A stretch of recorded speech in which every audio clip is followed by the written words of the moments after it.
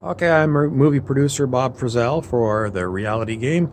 Are you late to getting to the reality game? Do you know about the reality game?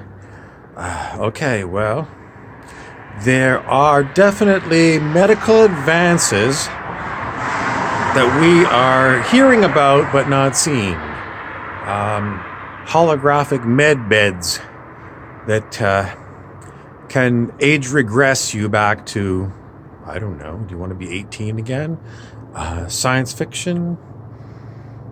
What else do we want to talk about?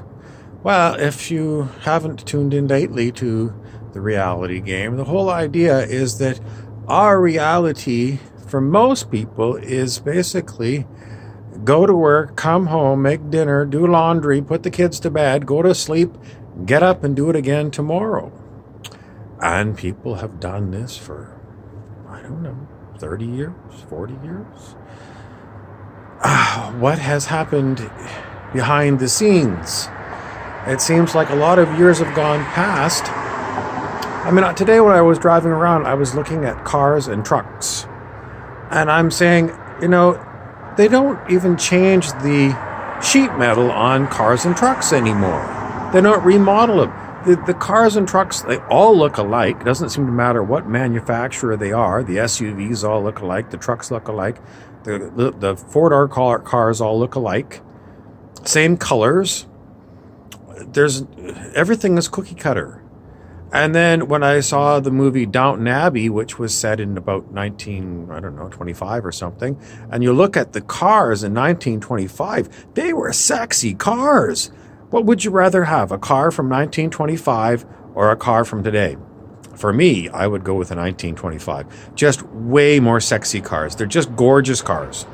Things that you would love to drive. Today's cars are boring. They all look the same. There goes a Jeep. I was thinking about Jeeps today. They haven't remodeled the Jeep in so long.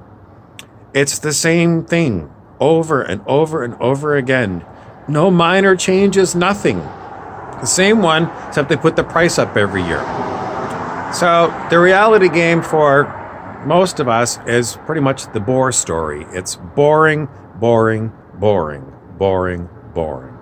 But behind the scenes, all the talk about all the suppressed technologies, all the suppressed contact with extraterrestrials, and beings from other dimensions, all this information that keeps coming about ascending to higher levels of consciousness, all of the stories that people who have died on the surgical table and been brought back to life and what they say they experienced, people who go on psychedelic journeys and have all kinds of weird tales to tell.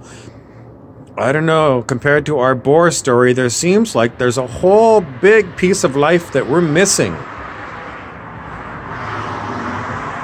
So the reality game is to give you clues to start to tap into a bigger view of life. I've told you about looking at life symbolically, looking to see, if you see a rabbit today, looking up what the symbology is of a rabbit, looking up angel numbers. In other words, if you see a car drive by and it honks its horn at you, and you catch the number and it's 133, then you look up 133 angel number on your computer, on your smartphone, and see what it's telling you. Everyone that's wearing a t-shirt today, they've got messages on them. You read the messages, keep putting them all together. And I was watching an old episode of Star Trek, the space station one, and the Cardassian Taylor he talks to Dr. Bashir at lunchtime all the time. He never will give you the straight story, but what he said is, after talking to me over lunch, I've given you so many crumbs off my plate. If you're smart, you'll put all the crumbs together and you'll be able to piece together the story. And that's the way it is for all of us. We live in a holographic universe, which means that whatever's going on in your town, holographically, it's going on everywhere else too. There are no secrets if you know how to find them. How do you find them? How do you become a remote viewer? Do you take Major Ed Dame's course on the internet?